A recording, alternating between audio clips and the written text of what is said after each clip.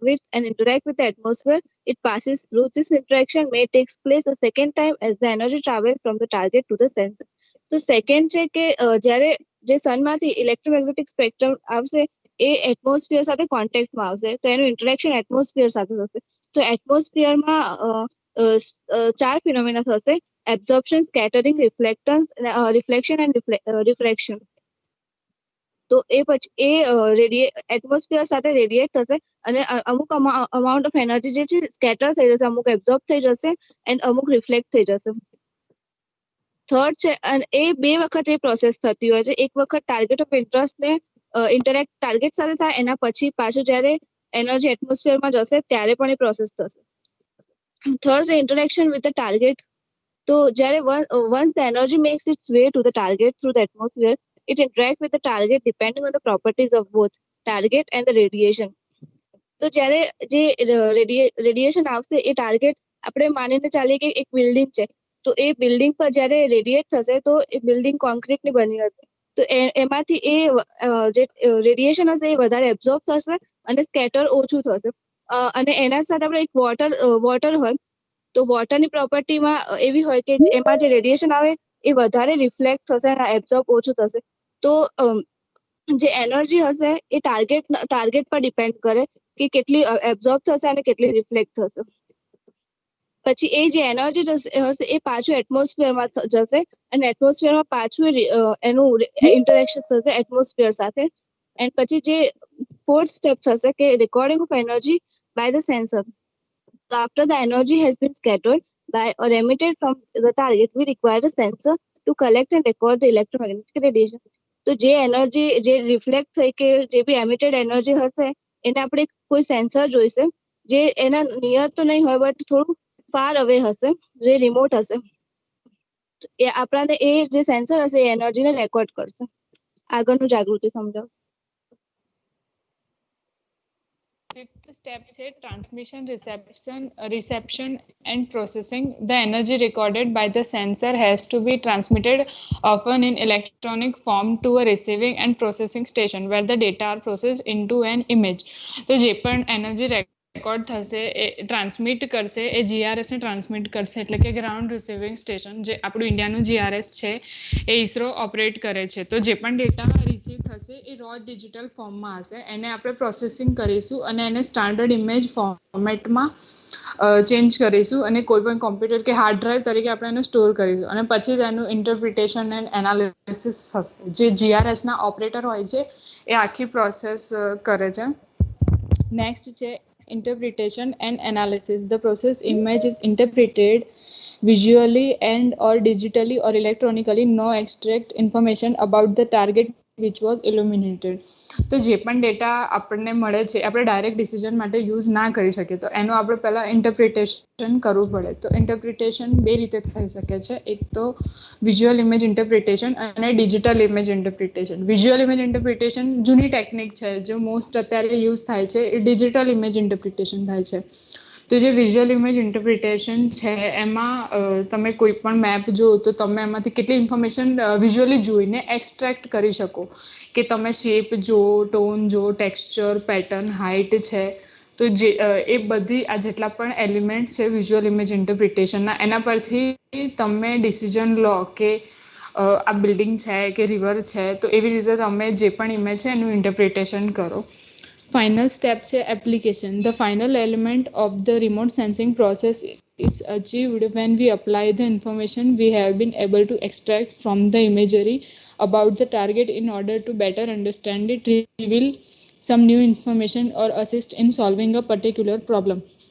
તો જે પણ આપણે ઇન્ટરપ્રિટેશન કરીને ઇમેજ મેળવીએ એ આપણે બીજી બધી ફિલ્ડમાં અપ્લાય કરીએ. એ જ મેઇન એપ્લિકેશન છે કે બીજી ફિલ્ડમાં આપણે અપ્લાય કરીએ કે જે પણ કન્સ્ટ્રક્શન ફિલ્ડનું કોઈ હશે તો એના માટે ઇમેજનું મિનિંગ બીજો થતો હશે, કોઈ એગ્રીકલ્ચરલ વાળું હશે તો એના માટે એનું મિનિંગ અલગ થતો હશે. તો આપણે ઇમેજનું વધારે સારી રીતે આપણે એની ઇન્ફોર્મેશન એક્સ્ટ્રેક્ટ કરી શકીએ. નેક્સ્ટ.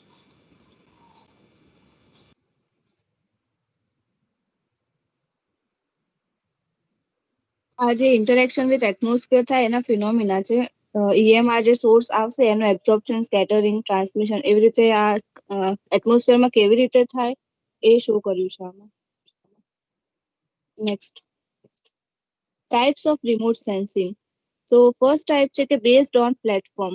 તો એના 5 ટાઈપ છે કે on the ground, on the aircraft, on balloon, on spacecraft ને ઓન સેટેલાઇટ. ફર્સ્ટ ઇમેજ છે એ ઓન ધ ગ્રાઉન્ડ છે. એટલે આ જે સેકન્ડ છે બલૂન છે, on the balloon remote sensing છે. Next, based on energy source. તો એક ફર્સ્ટ છે active sensing and second is passive sensing.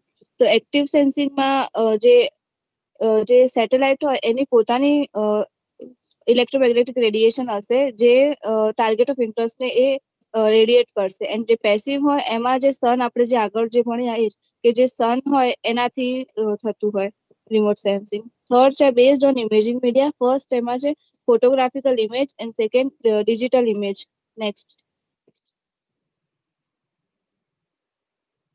Fourth છે based on region of EMR. તો એમાં ફર્સ્ટ છે optical remote sensing, photographical remote sensing, thermal remote sensing, microwave remote sensing and visible remote sensing. Fifth છે based on number of band. તો first છે multispectral remote sensing, hyper spectral remote sensing, panchromatic remote sensing. Next,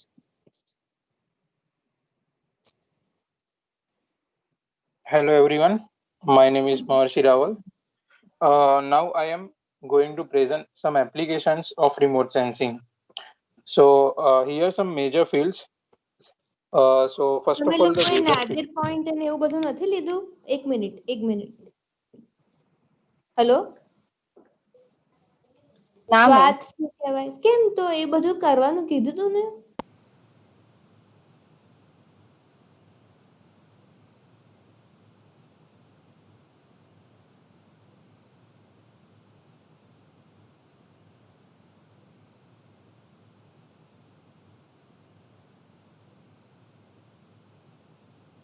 Hello. Hello, હા ma'am, process ને આટલું જ કીધું હતું ma'am, spectral Ma'am, reference count process ને- એપ્લિકેશન. ના સ્વાદ નાદિર પોઈન્ટ એ આખું જે એ બે નાના ટોપિક છે આખા કીધા હતા તમને. મેમ કઈ રીતે એકચ્યુઅલી અલગ અલગ ટાઈમ હતો ગ્રેન્યુલ્સ તો તમને કમ્બાઈન આટલા થઈને ટોપિક આપ્યા હતા. આખી પ્રોસેસ આખી સ્ટ્રીપ તૈયાર થાય. મેમ એકચ્યુઅલી 2 દિવસનો ટાઈમ હતો ને તો તમે અમને નાના ટોપિક્સ જ આપ્યા હતા અને તમે એવું બી કીધું હતું કે થઈ જાય એવું છે એટલા માટે આટલા સારું, ટોપિક ચલો આપ્યા હતા. અત્યારે તો કરો. હા કરો, ચલો. હા મેમ. સો વેધર, તો વેધરની અંદર atmospheric temperature, tropical cyclones, cold and warm fronts, cloud formation and other જેમ કે ટુ ઓબ્ઝર્વ ક્લાઇમેટ ચેન્જીસ.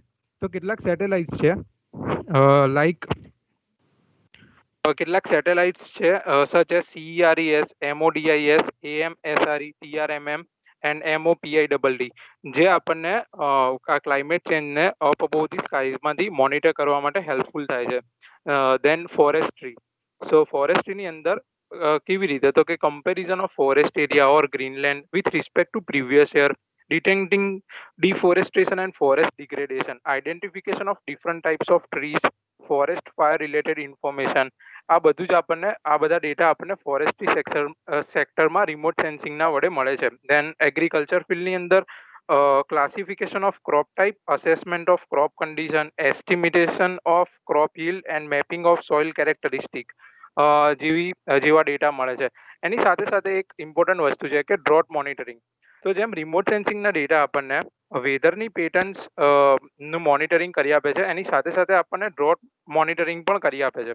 તો ડ્રોટ મોનિટરિંગની અંદર એક કોમન ઇન્ડેક્સ છે જે ડ્રોટ મોનિટર કરવા માટે બહુ યુઝફુલ છે જેનું નામ છે Palmer drought severity index, PDSI ના નામે ઓળખાય છે, જે ડ્રોટની ઇન્ટેન્સિટી અને ડ્યુરેશન મેઝર કરે છે on the basis of precipitation, temperature and available water content data. Then surface changes.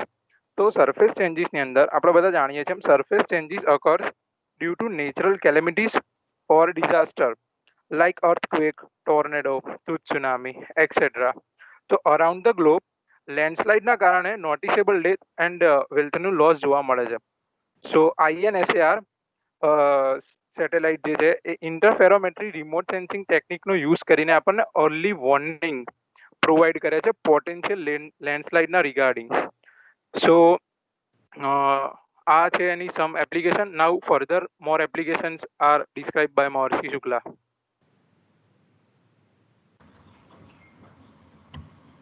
Hello.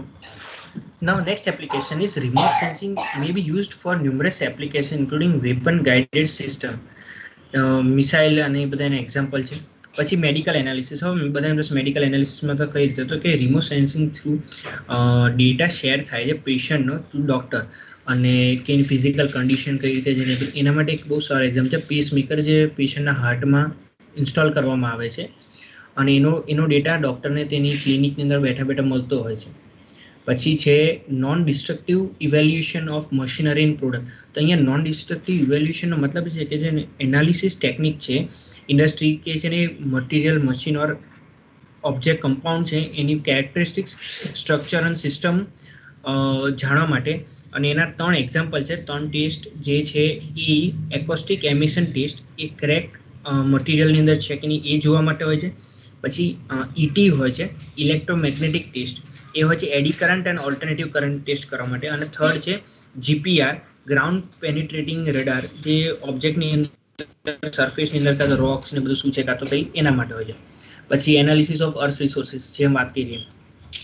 Next point છે કે analysis of condition of rods. તો રોડની કન્ડિશન કેવી છે કે નહીં એ પણ આપણે સેટેલાઇટ થ્રુ જોઈ શકીએ. રેન મોન્સૂનની અંદર ફ્લશ થઈ જતા અને રોડ ને બધું કન્ડિશન કેવી છે ખાડા છે કે નહીં એ બધું જોઈ શકે. નેક્સ્ટ છે કે creating a base map for visual reference. આપણે ગૂગલ મેપ યુઝ કરીએ એટલે બીજા એક્ઝામ્પલ છે open street, Bing map, NASA globe view. એના થ્રુ કે આપણે એક છે ને બેઝ મેપ બની શકીએ કે આપણે આખા કન્ટ્રીનો કાં તો વર્લ્ડનો કે મેપ આખો મળી શકે આપણને ફોનની અંદર. પછી કોમ્પ્યુટિંગ સ્નોપેક્સ. તો નાસા લેડાર યુઝ કરે છે સ્નોપેક્સનું કે કેટલું મેલ્ટિંગ છે કાં તો કેટલું માસ છે એ બધું ચેક કરવા માટે. પછી જે collecting earth picture from space. તો અર્થના અલગ અલગ ઇમેજીસ લેવામાં આવે છે કે શું સરફેસ ચેન્જીસ થાય છે, વેધર ચેન્જ થાય છે. તેના માટે અલગ અલગ સેટેલાઇટ છે. EO1 અર્થ ઓબ્ઝર્વિંગ 1, ટેરા એક લેટિન વર્ડ છે જેનું ઇંગ્લિશની અંદર મિનિંગ છે અર્થ એન્ડ લેન્ડસેટ. પછી કલેક્ટિંગ કંટ્રોલિંગ ફોરેસ્ટ ફાયર. તો આપણે હમણાં થયું હતું તો એની ઇન્ફોર્મેશન અને પ્રિકોશન શું લેવા તો એ આપણને રિમોટ સેન્સિંગ થ્રુ આપણને ખબર પડી શકે. પછી detecting land use and land cover. તો કેટલું કવર ફોરેસ્ટ છે, ડેઝર્ટ છે એ બધી વસ્તુને આપણને ઇન્ફોર્મેશન રિમોટ સેન્સિંગથી મળી શકે. પછી ફોરેસ્ટની અંદર ફોરેસ્ટ સપ્લાય છે એટલે ફોરેસ્ટ થ્રુ આપણને કઈ કઈ વસ્તુ છે કાં તો કયા રિસોર્સિસ છે ને બધું. તો એ આ 3 સેટેલાઇટ આપણને ડિટેલ્સ આપે છે. એક તો મોડિસ છે એનું ફૂલ ફોર્મ છે મોડરેટ રિઝોલ્યુશન ઇમેજિંગ સ્પેક્ટ્રોમીટર. પછી છે AVHHR એનો ફૂલ ફોર્મ છે advance very high resolution radiometer. અને SPOT સ્પોટ એનું ઓરિજિનલી એ ફ્રેન્ચ નેમ છે એનું સેટેલાઇટ પોરલી ઓબ્ઝર્વેશન ડીલા ટેરે, બટ ઇંગ્લિશની અંદર એને કહેવાય છે સેટેલાઇટ ફોર અર્થ ઓબ્ઝર્વેશન. હવે નેક્સ્ટ છે કેસ સ્ટડી જે મળશે સમજાવશો. અહીંયા કેટલીક કેસ સ્ટડીઝ છે. Studying glacier melts and effect on sea levels. So first of all glacier જે છે એ ફ્રેશ વોટર રિઝર્વિયર છે અર્થ ઉપર જે 99% પોલર રિજન પર આવેલો છે. એન્ડ નાસાનું ગ્રેસ સેટેલાઇટ છે જે આપણને અલાસ્કન ગ્લેશિયરની ઇન્ફોર્મેશન પ્રોવાઈડ કરે છે. આ ગ્રેસ જે સેટેલાઇટ છે એનું ફૂલ ફોર્મ છે gravity recovery and climate experiment. આ એક નાસાનું જોઈન્ટ મિશન છે જર્મન સ્પેસ એજન્સી સાથે. અલાસ્કન ગ્લેશિયરનો પર યર 20.6 ગીગાટન જેટલો માસ જે છે લોસ થાય છે. But the scary thing is rapidly melting ice and its harmful effects on sea levels છે. સો આના રિગાર્ડિંગ આપણને આ નાસાનું આ સેટેલાઇટ બધી ઇન્ફોર્મેશન પ્રોવાઈડ કરે છે. સો આપણે પ્રિકોશન લઈ શકીએ. Maharshi next. So monitoring air quality in the lower atmosphere. So કેટલીક સિટીઝ છે કે જેમાં આપણે અગર એઝ એક્ઝામ્પલ આપણે સિગારેટનું એક પેકેટ પર ડે આપણે અગર સ્મોક કરીએ ને એટલું બધું પોલ્યુશન કેટલીક સિટીઝમાં આવે છે. એન્ડ વી ઓલ નો કે major pollution is carbon monoxide. So carbon monoxide એક કલરલેસ હોવાથી હ્યુમન આઈ તો એને ડિટેક્ટ નથી કરી શકતી. બટ MOPITT નામનું એક ઇન્સ્ટ્રુમેન્ટ છે, સાયન્ટિફિક ઇન્સ્ટ્રુમેન્ટ છે, જે નાસાના ટેરા નામનું જે સેટેલાઇટ છે એની અંદર એને ઇક્વિપ કરેલું છે. અને આ ટેરા નામનું સેટેલાઇટ 1999માં લોન્ચ કરેલું છે નાસાએ.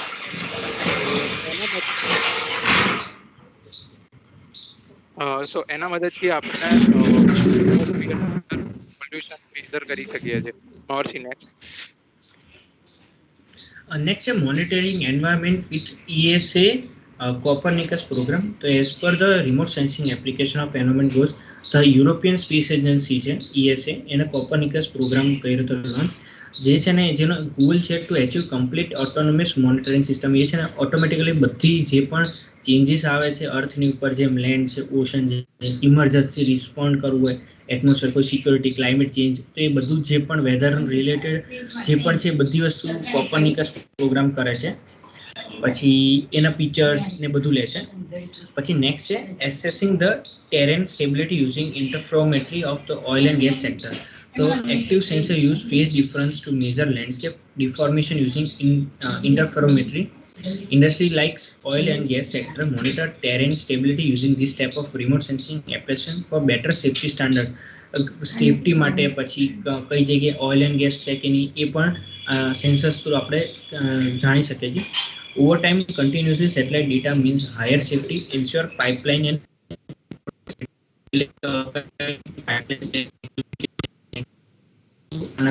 આપણે ઓબ્ઝર્વ કરી શકીએ.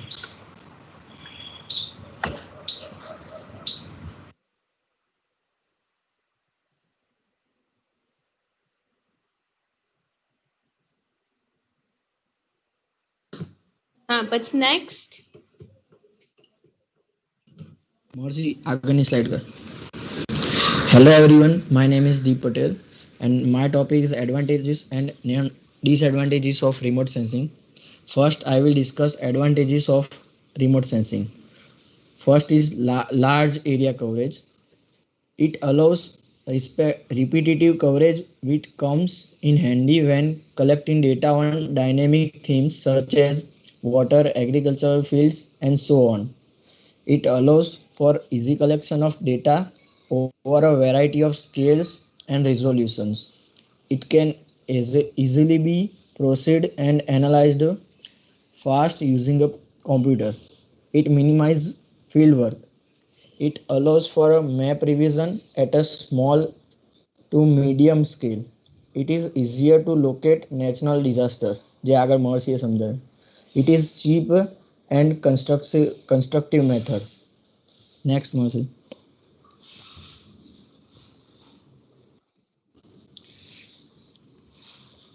Disadvantages of remote sensing. It is a fairly expensive method. It is required special kind of training to analyze the images. It is easier to introduce human error in this kind of analysis.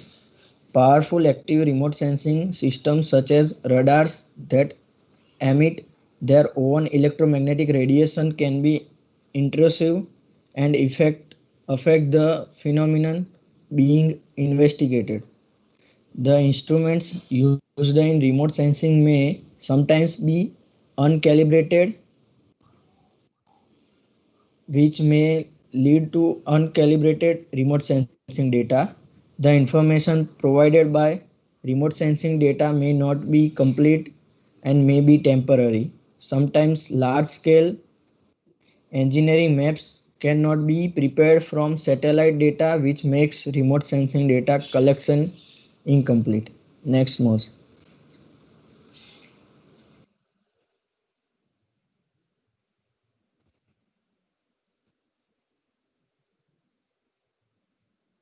Spectral reflectance curve. Spectral reflectance curve is a relationship between electromagnetic spectrum with the associated percentage reflectance and wavelength or frequency for any given material. Spectral reflectance curve છે એ relation છે percentage રિફ્લેક્ટન્સ અને વેવલેન્થનું કોઈ પણ materials માટે. તો generally spectral રિફ્લેક્ટન્સ કર્વનો use શું છે? તો આપણે કોઈ પણ ડિફરન્ટ અર્થ સરફેસના ફીચર્સ અને મટીરિયલને આઈડેન્ટિફાય કરવા માટે આપણે સ્પેક્ટ્રલ રિફ્લેક્ટન્સ કર્વનો યુઝ કરીએ છીએ. The basic property by which an object can identify is called a signature. તો બેઝિક પ્રોપર્ટી તો જેમ કે એબ્ઝોર્પ્શન, સ્કેટરિંગ, રિફ્રેક્શન, રિફ્લેક્શન. જેમ કે આપણને કોઈ પણ મટીરિયલ હોય તેનું એબ્ઝોર્પ્શન થઈ ગયું હોય તો તે બ્લેક બોડી દેખાય, અને જો તેનું રિફ્લેક્ટન્સ ગ્રીન થયું હોય તો આપણને ગ્રીન કલરનું દેખાય. એટલે આપણને ખબર છે કે જેમ ગ્રીન કલર એ હેલ્ધી વેજીટેશનનું ઇન્ડિકેશન છે. એટલે આ એબ્ઝોર્પ્શન અને રિફ્લેક્ટન્સ પ્રોપર્ટીના લીધે આપણે કોઈ મટીરિયલને આઈડેન્ટિફાય કરીએ છીએ. એટલે the basic property by which an object can identify is called a signature. તો જનરલી સિગ્નેચર 3 ટાઈપથી જનરેટ થાય છે. એક સ્પાશિયલ, સ્પેક્ટ્રલ અને ટેમ્પોરિયલ. તો સ્પાશિયલ હોય છે તે એરિયા, સાઇઝ, શેપ અને ટેક્સચર ને મેઝર કરે છે, અને સ્પેક્ટ્રલ હોય છે તે જુદી જુદી વેવલેન્થને, કોઈ પણ એક મટીરિયલને જુદી જુદી વેવલેન્થ એનું રિફ્લેક્ટન્સ કેટલું હોય છે તેને મેઝર કરે છે અને એનર્જીને રેકોર્ડ કરે છે. અને ટેમ્પોરિયલ સિગ્નેચર એને આપણે રિવિઝિટ પીરિયડ પણ કહી શકીએ છીએ. જેમ કે કોઈ ચેન્જ થતું હોય સિઝનલ પ્રમાણે, લેન્ડનું યુઝ, લેન્ડ કવર, પછી કોઈ જગ્યાએ સાયક્લોન, ફ્લૂડ આવ્યું હોય, વોલ્કેનિક ઇરપ્શન થયું હોય, અર્થક્વેક થયું હોય. આ ત્રણેય સિગ્નેચર, સ્પાશિયલ, સ્પેક્ટ્રલ અને ટેમ્પોરિયલ, આ ત્રણેયને કમ્બાઈન કરીને આપણે ઓબ્જેક્ટના ટાઈપ અને એની કન્ડિશનને અન્ડરસ્ટેન્ડ કરી શકીએ છીએ. તો સ્પેક્ટ્રલ સિગ્નેચર અથવા સ્પેક્ટ્રલ રિફ્લેક્ટન્સ તો કોઈ પણ અર્થ સરફેસને જુદા જુદા વેવલેન્થે સ્ટડી કરીએ છીએ તેને આપણે સ્પેક્ટ્રલ સિગ્નેચર કહેવામાં આવે છે. તો આ સ્પેક્ટ્રલ રિફ્લેક્ટન્સ કર્વ છે તો તેમાંથી કેટલું એબ્ઝોર્પ્શન અને ટ્રાન્સમિશન થયું એ ના જાણી શકીએ, પરંતુ રિફ્લેક્ટન્સ કેટલું થયું તે જાણી શકીએ, પણ તોય આપણને ક્વાઇટ યુઝફુલ હોય છે. તો જનરલી જો આમાં રિફ્લેક્ટન્સ અને વેવલેન્થ આપેલી છે, વચ્ચેનો ગ્રાફ છે અને બંનેની રિલેશનશિપ છે. તો નીચે એક્સિસ પર વેવલેન્થ અથવા આપણે ફ્રીક્વન્સી લઈ શકીએ છીએ, અને વાય એક્સિસ પર રિફ્લેક્ટન્સ છે. જનરલી 0.4 થી 0.7 એ વિઝિબલ રિજિયન, પછી 0.7 થી 1.3 નિયર ઇન્ફ્રારેડ અને 1.3 થી 3 શોર્ટ ઇન્ફ્રારેડ અથવા મિડ ઇન્ફ્રારેડ આપણે કહી શકીએ છીએ. તો જનરલી રિફ્લેક્ટન્સ તો આપણને ખબર છે, આપણે 11-12માં ભણ્યા કે રિફ્લેક્ટન્સ એ અર્થની મટીરિયલ ઉપર ડિપેન્ડ કરે. જો કોઈ સ્મૂથ મટીરિયલ્સ હોય તો એનું રિફ્લેક્ટન્સ ઓછું હોય અને એબ્ઝોર્પ્શન વધારે હોય, અને રફ સરફેસ હોય તો એનું રિફ્લેક્ટન્સ વધુ થઈ જાય, કારણ કે જે રેડિયેશન હોય છે એને ઓબ્સ્ટ્રક્શન મળી જાય, એની ટ્રાવેલ ના કરી શકે. પછી જેમ વેવલેન્થ બદલાય તેમ પણ રિફ્લેક્ટન્સ ચેન્જ થાય, અને સિઝનલ અને ટાઈમ પ્રમાણે પણ રિફ્લેક્ટન્સ ચેન્જ થતું હોય. તો જનરલી આપણે સ્પેક્ટ્રલ રિફ્લેક્ટન્સમાં 3 એક્ઝામ્પલ લઈશું: વોટર, સોઇલ અને વેજીટેશન. આ ત્રણેયને મટીરિયલને આપણે જુદા જુદા વેવલેન્થે તેનું રિફ્લેક્ટન્સ કેવું મળે છે તે જોઈએ. તો ફર્સ્ટ ઓફ ઓલ વોટર. તો વોટર હોય છે ને, ક્લિયર વોટર હોય છે. મર્સી ઈ જ રાખને ગ્રાફ વાળું.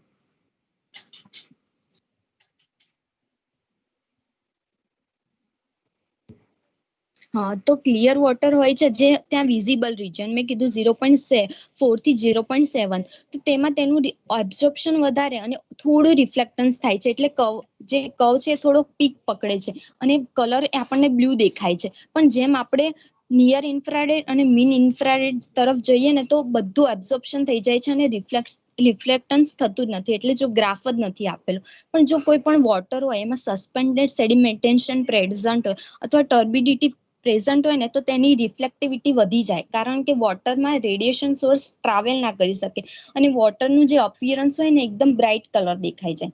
અને પછી આપણને ખબર છે કે કોઈ વોટર હોય અલ્ગી કન્ટેન કરતું હોય તો અલ્ગીમાં પિગમેન્ટ ક્લોરોફાઇલ હોય છે જે બ્લુ અને રેડ વેવલેન્થને એબ્ઝોર્બ કરી નાખે છે અને ગ્રીનને અપિયર કરે છે. આપણને તેથી વોટર છે ને ગ્રીન અપિયર થાય છે.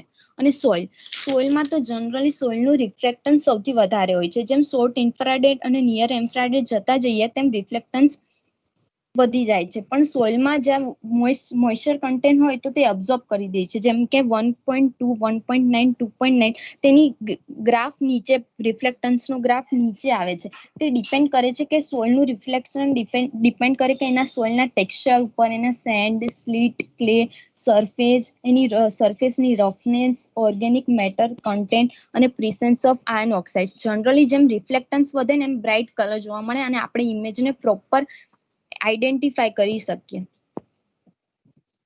આગળ વેજીટેશનનું ઋત્વી સમજાવશે.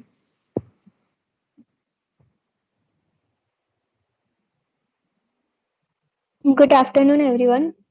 So, vegetation of spectral reflectance curve. જેમ તમને રશ્મિએ સમજાવ્યું કે સ્પેક્ટ્રલ રિફ્લેક્ટન્સ કર્વ એ શું છે, તો કોઈ પણ એનર્જી સપાટી ઉપર જ્યારે અથડાય છે પછી એનું રિફ્લેક્ટન્સ થાય છે, તો કેટલા અમાઉન્ટ કેટલા પર્સન્ટેજ એનર્જીનું રિફ્લેક્ટન્સ થયું છે એ આપણને સ્પેક્ટ્રલ રિફ્લેક્ટન્સ કર્વ પરથી ખબર પડી જાય છે. તો વેજીટેશન પણ જુદા જુદા. અક્ષિસ, હેલો હેલો, હેલો હા હા મેમ. અક્ષિસ સમજાય? અક્ષિસ, કેમ તમારી રેન્જ એટલી જ મળે છે? મેં તમને એવું કીધું હતું ને કે સ્પેક્ટ્રલ રિફ્લેક્ટન્સ કર્વમાં ઇમ્પોર્ટન્ટ પોઈન્ટ છે કે કેમ આપણે લાઈક સ્પેસિફિક રેન્જનો જ સ્પેક્ટ્રલ કર્વ પ્લોટ કરીએ છીએ. હા, એટલે મેમ એ આમાં આવશે ને કે એનઆરઆઈ રેન્જનો આપણે યુઝ કરીએ છીએ મોસ્ટ ઓફ વેજીટેશન માટે, કારણ કે એના ઉપરથી આપણને હેલ્ધી છે, અનહેલ્ધી છે, સ્ટ્રેસ. તમે આગળ ફિગર લઈ જાઓ, આગળ ફિગર વાળી સ્લાઇડ કાઢો. મોરથી ફિગર કરતો. તો કેમ અહીંયા 0.5 to 2.5 જ છે એવું કહું છું હું તમને. મેં તમને આખું આ સમજાવ્યું હતું ત્યારે, લાઈક ભણાવ્યું હતું ત્યારે સમજાવી હતી આ વસ્તુ કે આપણે કેમ આટલી જ રેન્જનો સ્પેક્ટ્રલ રિફ્લેક્ટન્સ કર્વ પ્લોટ કરીએ છીએ, કેમ આપણે આ જ રેન્જ શીખવાડ્યું હતું. અને મેં તમને કીધું હતું કે તમે જ્યારે પ્રેઝન્ટ કરો ત્યારે આ પોઈન્ટ તમારે ડિસ્ક્રાઇબ કરવો જોઈએ.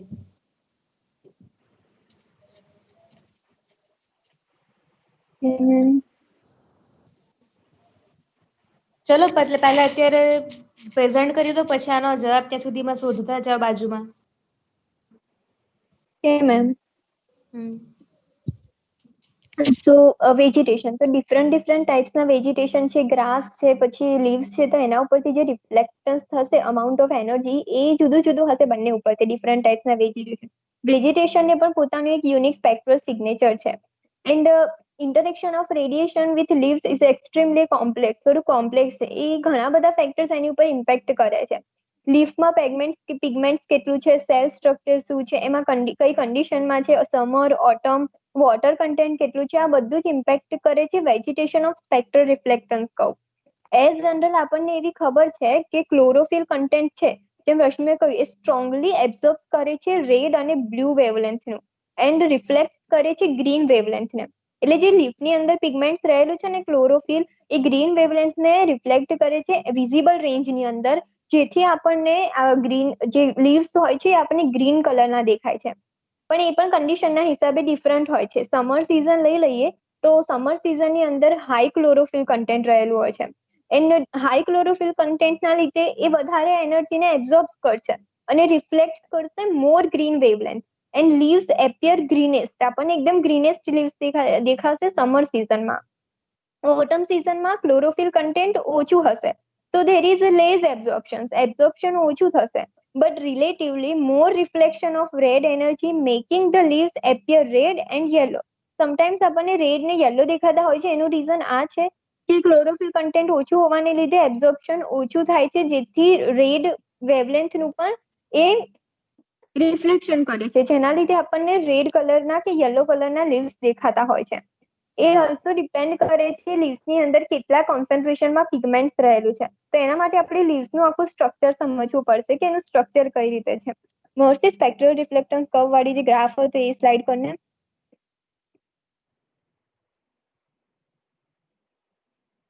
જો આમાં છે ને લીવ્સનું સ્ટ્રક્ચર બતાવ્યું છે કે લીવ્સનું સ્ટ્રક્ચર કઈ રીતનું હોય છે.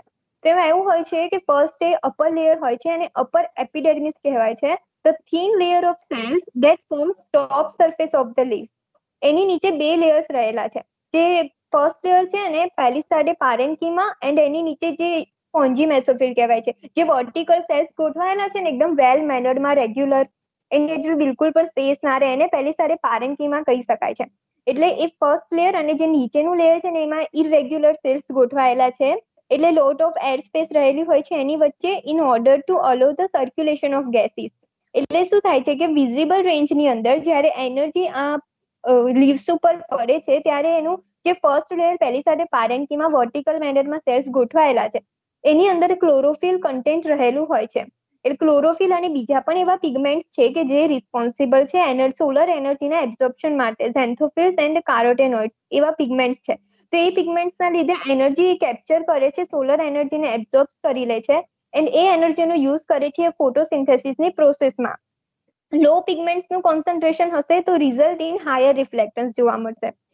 તો હવે આપણે આ વિઝિબલ રેન્જની વાત હતી. હવે નિયર ઇન્ફ્રારેડ રેન્જની અંદર, તો નિયર ઇન્ફ્રારેડ રેન્જના જે વેવલેન્થ હોય છે એ નોટ અફેક્ટેડ બાય ધોઝ પિગમેન્ટ્સ. આ બધા પિગમેન્ટથી એ લોકો અફેક્ટ થતા નથી નિયર ઇન્ફ્રારેડ. એટલે ઓલમોસ્ટ કમ્પ્લીટલી એનું જે સ્પોન્જી મેસોફિલનું લેયર છે ત્યાં એ પહોંચી જાય છે લોઅર લેયર ઉપર. એ સ્પોન્જી મેસોફિલની વચ્ચે એર સ્પેસીસ રહેલી હોય છે એના લીધે રિફ્લેક્શન વધારે થાય છે. એટલે જેમ રશ્મિયાના કીધું કે ડિફ્યુઝ રિફ્લેક્ટન્સ, એટલે નિયર ઇન્ફ્રારેડ રેન્જની અંદર હેલ્ધી વેજીટેશન હશે ને એનું એ act as an excellent diffuse રિફ્લેક્ટન્સ તરીકે એનું સ્ટ્રક્ચર, ઇન્ટરનલ સ્ટ્રક્ચર વર્ક કરે છે. એટલે બધી જ આપણને વધારે સારી રીતે જોઈ, એટલે આપણી આઈઝ સેન્સિટિવ હશે નિયર ઇન્ફ્રારેડની અંદર તો આપણને એકદમ ગ્રીનેસ્ટ બ્રાઇટ ગ્રીન કલરનું દેખાશે નિયર ઇન્ફ્રારેડની અંદર. પછી એનર્જીને લોઅર લેયર ઉપર પહોંચી જાય છે એટલે half of the energy transmitted થઈ જાય છે, લોઅર એપિડેર્મિસમાંથી બહાર નીકળી જાય છે અને બીજી એનર્જી હોય છે એનું રિફ્લેક્શન થાય છે. એટલે 0.7 to 1.3 માઇક્રોમીટરની રેન્જ હોય છે અને નિયર ઇન્ફ્રારેડ રેન્જ કહેવાય કે જેમાં એ 40 to 50% ઇન્સિડેન્ટ લાઇટનું રિફ્લેક્શન કરે છે. ઇનફેક્ટ જ્યારે મેઝરિંગ અને મોનિટરિંગ કરવાનું હોય છે ને કોઈ પણ લીવ્સનું એ ડેડ છે, સ્ટ્રેસ્ડ છે, હેલ્ધી છે કે અનહેલ્ધી છે, ત્યારે પણ સાયન્ટિસ્ટ હેલ્ધી વેજીટેશનનો જ યુઝ કરે છે. બીકોઝ જ્યારે રિફ્લેક્ટન્સ થઈ જાય છે ને એના પછી આપણને ખબર છે કે પ્લાન્ટ સ્ટ્રેસ્ડ હશે કે કઈ રીતનું હશે એમ. તો એ આપણે નિયર ઇન્ફ્રારેડ રેન્જનો યુઝ કરીએ છીએ. ડેડ વેજીટેશન એટલે શું કે એનું રિફ્લેક્શન વધારે પ્રમાણમાં કરશે એનર્જીનું હેલ્ધી ગ્રીન વેજીટેશન કરતા વિઝિબલ રેન્જની અંદર. બીકોઝ મેં ના કીધું રેડ અને યલો દેખાય છે એના લીધે. પછી short wave infrared wavelength. Mostly પાછળ સ્લાઇડ પર તો વેજીટેશન વાળી.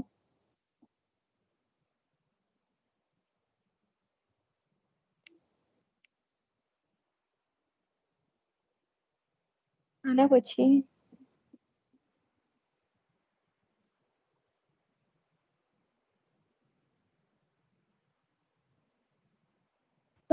થર્ડ જે વેવલેન્થ છે એ શોર્ટ વેવ ઇન્ફ્રારેડ વેવલેન્થ. તો શોર્ટ વેવ ઇન્ફ્રારેડ વેવલેન્થ એ રિલેટેડ વોટર કન્ટેન્ટ સાથે રિલેટ કરે છે અને ઓલ્સો એ ઇન્ટરનલ સ્ટ્રક્ચર ઉપર પણ ડિપેન્ડ કરે છે. જે હતી બરોબર જ હતી મળતી સ્લાઇડ. તો વોટર કન્ટેન્ટ એની સાથે રિલેટ કરે છે. એટલે જે વોટર હોય છે ને એ 1.45, 1.95 અને 2.50 માઇક્રોમીટરના જે બેન્ડ હોય છે એનું એબ્ઝોર્પ્શન વધારે કરે છે. આઉટસાઇડ ધીસ બેન્ડ એ લોકો એબ્ઝોર્પ્શન કરતા નથી બીજા બેન્ડનું વધારે પ્રમાણમાં. એટલે વોટર કન્ટેન્ટ વધારે પ્રમાણમાં હશે ને તો જે શોર્ટ વેવ ઇન્ફ્રારેડ વેવલેન્થ છે એનું એબ્ઝોર્પ્શન તે વધારે પ્રમાણમાં કરી લે છે. અને જો વોટર કન્ટેન્ટ વધારે નહીં હોય તો આપણને હાઈ રિફ્લેક્ટન્સ જોવા મળે છે. એટલે વધારે એબ્ઝોર્પ્શન નહીં થાય.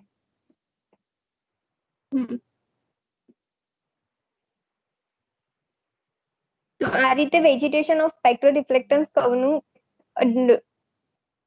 કરી શકાય છે.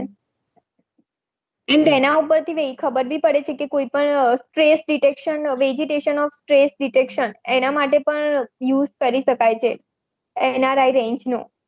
કોઈ પણ પ્લાન્ટની પોઝિશન કઈ રીતની છે એ આપણે એટલે એ કોઈ હેલ્ધી છે, અનહેલ્ધી છે, એ કોઈ એરિયા, એ બધું આપણને આના પરથી ખબર પડી શકે છે સ્પેક્ટ્રલ રિફ્લેક્ટન્સ કર્વ પરથી. Okay, thank you.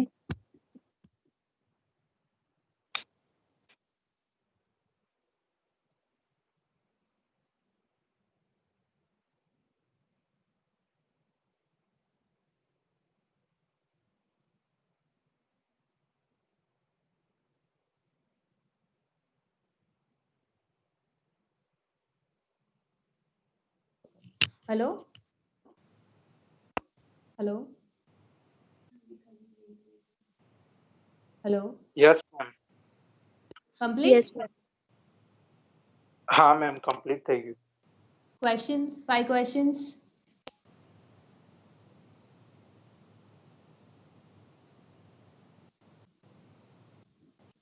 questions નથી તૈયાર કર્યા આપણે દર વખતે પૂછીએ છે તો ખરા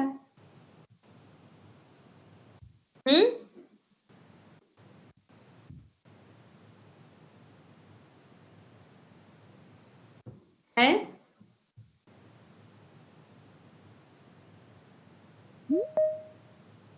ચલો નેક્સ્ટ કોનું પ્રેઝન્ટેશન છે આજે એકચ્યુઅલી કોનું પ્રેઝન્ટેશન હતું નેક્સ્ટ હેલો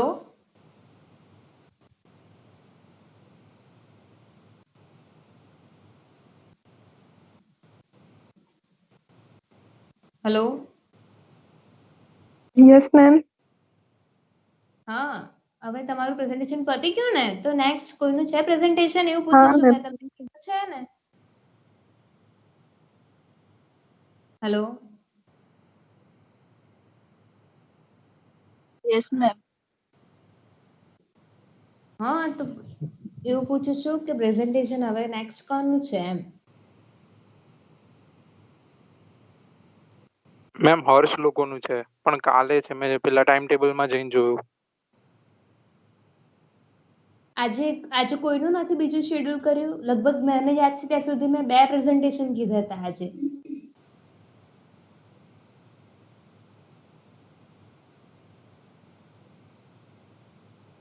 હેલો થર્સડે આવે છે. થર્સડે છે કાલે આપશો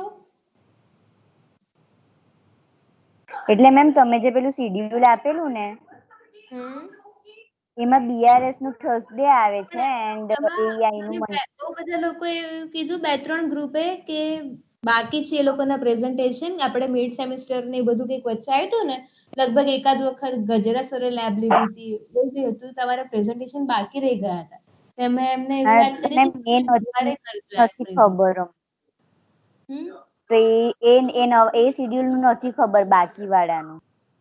બરાબર સારું હતું એ એવી રીતે તો એ તો થઈ ગયું થઈ ગયું છે જાગૃતિ તમે નતા આયા એવી રીતે અમારું જ એક બાકી હતું બાકી બધા તો ટાઈમ ટેબલ હિસાબે હતા બરાબર ઓકે તમારું થઈ ગયું છે ને તો હમણાં તો આપ્યું મેમ નહીં એઆઈ ને એની વાત કરું છું હા મેમ એ હા આઈ મેમ, તો થઈ બધા ગયું complete થઈ ગયા. બધા જ કમ્પ્લીટ થઈ ગયા. ઓકે હા હા હા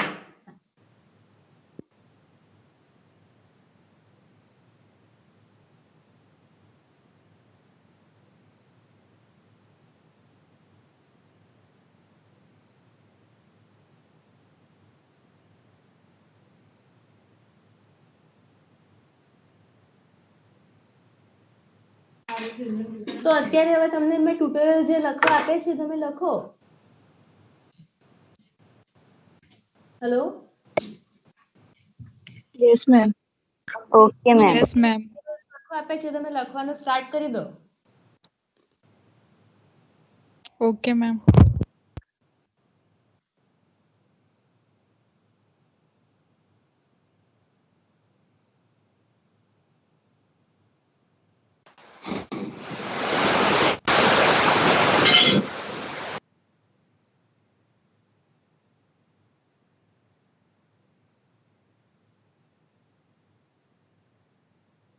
હેલો શું કહો છો હેલો Yes, ma'am. કઈ પૂછ્યું ક્વેશ્ચન તમે લોકોએ મને